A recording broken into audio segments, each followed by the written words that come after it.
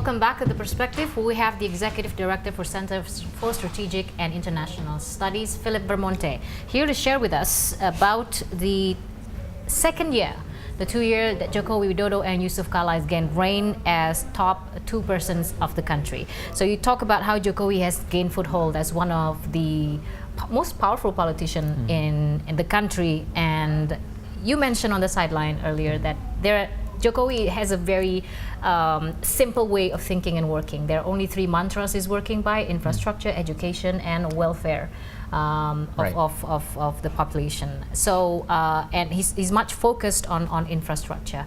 And how do you think has he fared up on his promises of trying to improve Indonesia's infrastructure in a bid to improve the economy and ease of doing business in the country?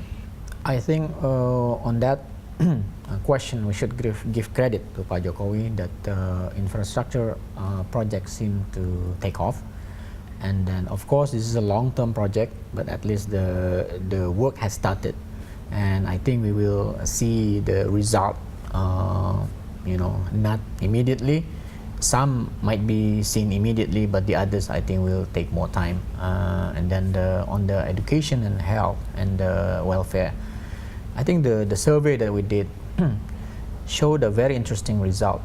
That is, people said that they are satisfied with the economic performance of President Jokowi and Pak Yusuf-Kalla in the past 2 years. If you ask economists across the country, and if we look at the macro indicators of the Indonesian economy, things are not actually very good. Yeah.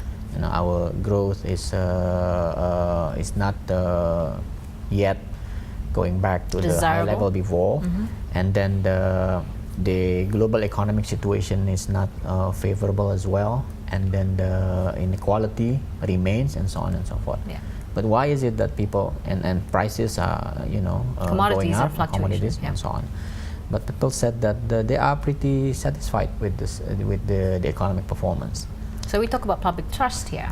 Number one, public trust, but where this level of agreement is coming from, I think it is compensated by this populist program, the smart card, the BPJS, the universal health care.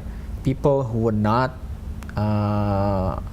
had access before to the health facilities and so on, now they could easily go to the hospital, and then almost probably they have to pay nothing basically. And that, I think, becomes the conversation among people, especially in the rural areas and those in the lower economic brackets and incomes, as well as education. As our survey showed, if we disaggregate the data, who said that they were satisfied with this economic performance of Pak Jokowi and Pak JK in the past 2 years, they were these people living in rural areas, lower economic level, as well as lower economic education level. So these group of people benefited the most of Pak Jokowi's populist program. They were probably before were sidelined by development, and Pak Jokowi's populist program seems to work. That is, people seems to be happy, and it is compensating the actual economic situation of our country. Part of Jokowi's inclusivity, just so you know, that the government targeted 121 million people to have access to the health care program, but it exceeded. They have now what they say more than 129 million people actually listed on that program. See, this is I'm not saying the danger, but this is the complexity of such expensive welfare program, that of course it benefit the people, but I think it is very expensive, right? That is the subsidies and so on. It may take a big chunk of our budget, and then the government has to also compensate, the budget to continue the program. That's what the economists are talking about. But on the other hand, people talk about it in a different way. That is, this is beneficial, this has to be done long time ago, and so on. It's the access, isn't it? The fact that people who has not had any access to proper healthcare before, now they do. Yes. Even at a premium or at a certain rate, but they have that access. That's I think we should not debate whether that is needed or not. It is required by our constitution. But then we have to find a way to finance it, right? So if the world economy is not in a very good situation, our export is low and so on, the commodity prices are going down, as you mentioned.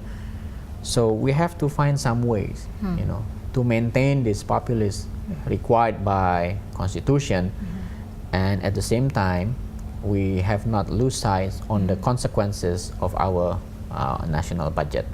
And there are ways to do that. Tax, I think, is also one possibility, or services industry and so on and so forth. So that's, I think, what needs to be done by Pak Jokowi and Pak Yusuf-Kalla for the next 1 or 2 years, so that this already in place welfare program need not to be cut, because you cannot take out something that you already give, and because it's there, we have to find a way to how to continue. The economy might not be in a desirable growth rate, but Jokowi and Kalla, you're saying Jokowi-Kalla has spread and has laid out the foundation for a much stronger economy in the coming years. And infrastructure, and this is no secret, globally and domestically, that Jokowi is very much putting a microscope on how infrastructure is being developed in the country. And I think it's the universe of Indonesia itself speaks and supports Jokowi towards this initiative to lower logistics, ease of doing business. And how do you think the business community, not just in Indonesia but in the region, is reacting to this? Well, as far as infrastructure development is concerned, it's long overdue. I think, for example, during SBY term for 10 years, commodity prices were very high. So Indonesian economy was good, partly because of these commodity prices. It's extractive industry, basically, so mining and so on and so forth. So the cost of that is that the infrastructure development seems to be lagging behind.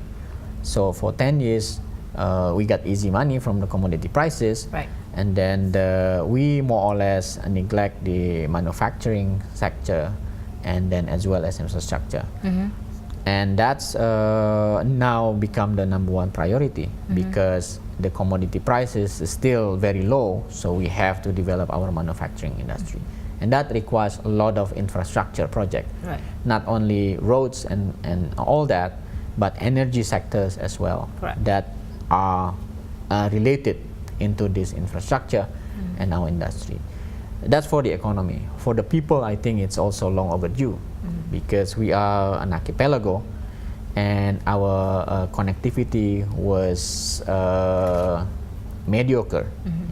Our ports, moving goods from one island to another, it's very costly from the logistic perspective, and so on and so forth. That's why prices differ from one region to another, West Indonesia. And so because partly of this our weakness in the infrastructure, so it is costly, it is very expensive, but yet it has to be done.